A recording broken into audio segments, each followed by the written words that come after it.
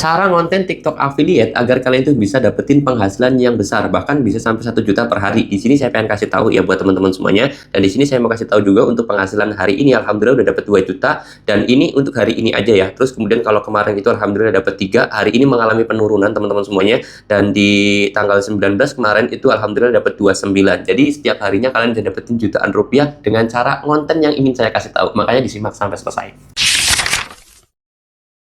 Assalamualaikum warahmatullahi wabarakatuh teman-teman semuanya. Pada kesempatan video kali ini saya ingin kasih tahu bagaimana cara ngonten TikTok affiliate agar kita bisa punya penghasilan. Tapi disclaimer ya teman-teman semuanya, ini adalah cara saya sendiri yang mungkin saya sendiri alhamdulillah udah nerapin dan juga ya alhamdulillah ada sedikit penghasilannya. Ini penghasilan tanggal 19, ini tanggal 18 ya teman-teman semuanya, tanggal 17 juga alhamdulillah itu udah hampir konsisten di atas 1,5 juta teman-teman. Ya ini saya pengen kasih tahu, makanya disimak baik-baik. Dan ini bisa jadi berhasil, bisa jadi enggak. Pertama, lalu kemudian yang kedua, saya kira pasti berhasil kalau kalian bisa konsisten ya. Jadi nggak sehari 2 hari kita bikin konten langsung viral, langsung dapat banyak penghasilan. Rumus yang pengen saya kasih tahu ini ya, apa adanya aja.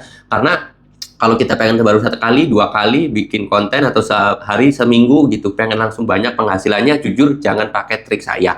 Karena jujur itu nggak bakalan bisa. Karena saya sendiri ngonten baru dapetin penghasilan secara konsisten, itu ya memang di 2 bulan pertama saya sih. Jadi 1 bulan ini saya lewatin pahit main seketirnya, dan alhamdulillah lebih cepat juga. Banyak yang bilang kalau ngonten itu minimal 3 bulan, di 4 bulan pertama ataupun bulan keempatnya, itu baru nanti dapetin penghasilan yang ada. Nah, alhamdulillah kalau saya sendiri baru 2 bulan itu lumayan ya. Bisa dikatakan fokus konten TikTok affiliate, dalam artian TikTok affiliate aja, bukan untuk konten YouTube ataupun yang lainnya. Nah, oke, di sini saya mau kasih tahu buat kalian semuanya gimana sih cara ngonten saya ketika mau bikin video TikTok affiliate. Yang pertama yang harus kalian lakukan adalah yaitu rumus sebelum konten. Di video saya sebelumnya udah saya kasih tahu gimana caranya persiapan kita untuk membuat video atau untuk konten itu seperti apa. Harus ada hal yang disiapkan dulu. Nah, di sini saya sendiri ketika udah mau kontennya, saya praktekin yaitu 5 hal. Kalian boleh tiru, boleh praktekin ya teman-teman semuanya. Yaitu pertama adalah kalian harus paham hook, teman-teman.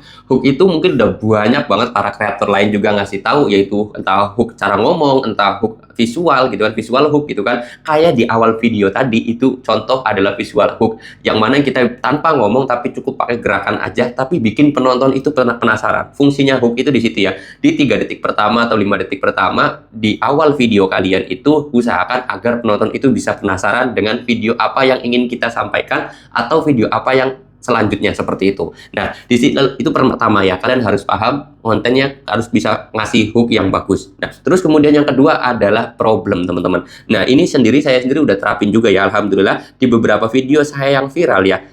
Itu ternyata ya rumusnya seperti ini. Saya sendiri baru sadar bahwa ternyata banyak ada video saya yang viral tuh dengan pakai konsep seperti ini ya. Kayak contoh ini ya. Nih, ini adalah masalahnya, yaitu banyak sekali pengguna mobil charger HP-nya itu masih pakai kabel data yang sembarangan. Ini adalah masalahnya. Lalu kemudian saya sendiri ngasih solusi dengan cara yang namanya menunjukkan produk, yaitu dengan menunjukkan charger mobil yang bisa berlipat otomatis kabelnya. Ini menjadi sebuah solusi ya. Jadi ketika kalian konten, 3 hal ini wajib saya kira ada dalam video. Entah kalian itu secara narasinya ataupun nunjukin produknya itu ada. Pertama yaitu masalah hooknya, terus kemudian yang kedua adalah masalah yang sering dihadapi oleh penonton itu apa, lalu kemudian yang ketiga adalah kasih solusinya, yaitu dengan cara menunjukkan produknya. Ini menjadi hal yang penting banget setiap konten penjualan teman-teman semuanya. Itu yang ketiga. Lalu kemudian yang keempat ya teman-teman semuanya, yaitu menunjukkan salah satu fitur aja, salah satu ya teman-teman, salah satu aja. Kalau mau nyebutin 10 fiturnya silahkan, tapi videonya terlalu panjang, nanti penonton bosan. Saran saya 1 atau 3 lah maksimal fitur yang kalian bisa sebutin di produk tersebut ya. Kalau paling banyak sih, kalau kata saya sih 3 ya. Tapi kalau saya sendiri nunjukin di video yang viral ini itu cuma 2. Pertama yaitu masalah kabelnya yang bisa ditarik ulur. Yang kedua dia itu pengisiannya udah sampai 120 watt. Salah satu fiturnya juga kan. Saya cuma menunjukin 2 fitur aja. Nah, itu 4 hal tadi wajib ada ya. Pertama hook, yang kedua masalah, yang ketiga adalah problem, yang keempat adalah fitur dari produk tersebut. Karena biar bagaimanapun setelah kita ngasih solusi, pasti ada fitur yang kadang-kadang belum disebutkan. Dan penonton itu kadang-kadang pengennya kalau saya beli produk itu, saya dapetin apa aja gitu loh. Nah, kayak gitu teman-teman semuanya. Nah, yang keempat itu adalah fitur.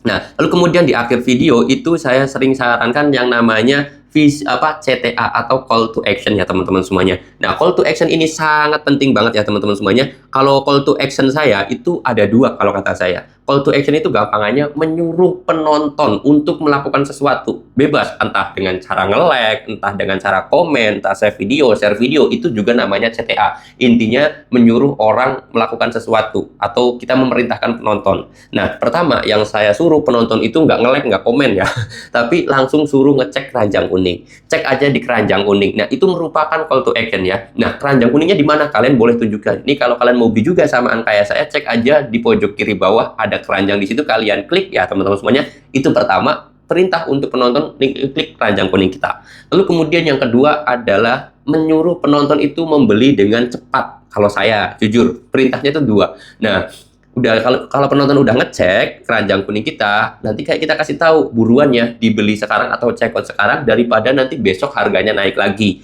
Nah, itu juga perintah kepada penonton agar segera membeli, jangan nunggu-nunggu nanti. Kalau nunggu-nunggu nanti harganya naik lagi. Kadang-kadang pemikiran penonton, wah iya ya kalau besok naik lagi sayang juga, mumpung sekarang lagi ada promo nih, ya udahlah check out. Nah, itu merupakan salah satu rumus ataupun cara ngonten saya teman-teman ya, yang bisa kalian lakukan juga, yang bisa kalian praktekkan juga. Dan ini setiap produk saya yakin itu menjadi sebuah solusi dari banyaknya problem di masyarakat ya teman-teman semuanya. Contoh kayak kita ini nih, adapter sekecil kayak gini aja nih, ini banyak masalah nih, karena kadang-kadang kan untuk menghubungkan USB A seperti ini nih ke USB C ke HP kita ini susah. Makanya promosiin alat ini juga menjadi sebuah solusi ya. Saya jamin setiap produk ataupun setiap hal yang dijual itu punya solusi bagi permasalahan masyarakat yang berbeda-beda. Kayak saya sendiri beli. Lalu kemudian tisu juga menjadi sebuah solusi, daripada kalian itu pakai lap kain kan harus dicuci, lebih baik pakai tisu aja. Semuanya solusi ya.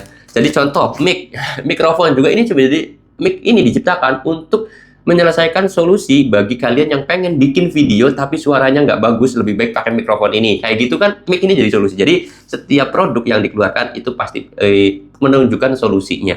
Ada problemnya di masyarakat luas, lalu kemudian produk ini muncul sebagai solusi. Seperti itu harus kalian tampilkan di setiap videonya. Lalu kemudian fitur kalian boleh sebutkan, tapi kalau saran saya jangan terlalu banyak. Jangan terlalu banyak, karena ya maksimal 3 lah tadi saya bilang. Kalau misalkan fiturnya ada banyak bang, sayang kalau misalkan nggak disebutin.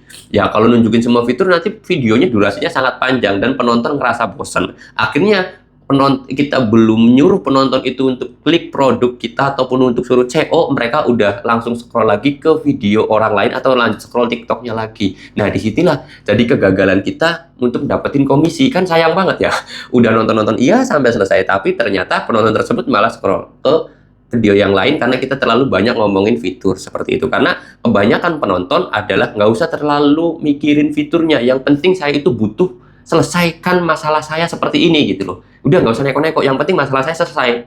Kayak gitu, cukup seperti itu aja. Oke, mudah-mudahan video ini bisa bermanfaat ya. Nah, terus kemudian yang selanjutnya, ini kan rumus ketika konten, ini rumus yang saya lakukan. Setelah kontennya, ada beberapa hal yang sering saya lakukan, yaitu pertama adalah konsisten. Itu udah nggak bisa ditolerir ya, wajib yang namanya konsisten. Kalau nggak bisa konsisten, sebagus apapun video kalian, sekeren apapun editingnya, nggak bakalan ada yang bagus juga, atau nggak ada yang berkembang juga, seperti itu ya. Itu pertama. Lalu kemudian yang kedua adalah setelah konten ini saya lakukan yang namanya interaksi. Interaksi itu apa? Balas komen ya. Nih, terbukti dari beberapa video saya yang viral itu ternyata dari balas komen. Nah, ini kan balas komen ya teman-teman semuanya. Terus kemudian ini juga balas komen. Nah, kalau ini mending nih, nggak balas komen, tapi alhamdulillah FYP viewsnya 2,9 ya teman-teman semuanya. Nah, ini 1,7 juta previewsnya ini dari balas komen ya teman-teman semuanya. Ini enggak. Nah, disinilah saya sendiri punya sedikit kesimpulan, kalau bisa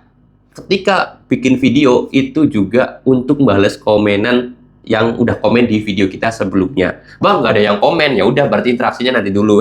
Ya, usahakan kalau misalkan ada konten, ada yang komen, usahakan banget kalian balas kayak gitu ya. Itu interaksi. Bukan kalian komen di video-video orang, bukan, tapi balesin komen yang sudah komentar di video kalian, seperti itu. Nah, terus yang ketiga setelah konten ini yang saya lakukan adalah brutal.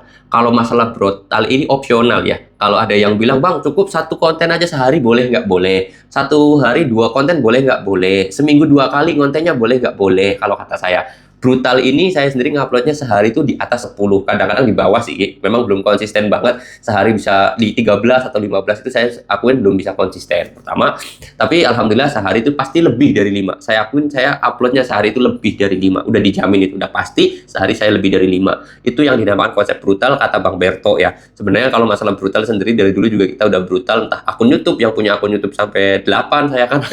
Bukan hanya brutal konten sebenarnya tapi brutal channel juga saya itu dulu. Nah, ini 5 kali sehari itu udah pasti lebih teman-teman semuanya. Bebas kalau masalah brutal ini, opsional.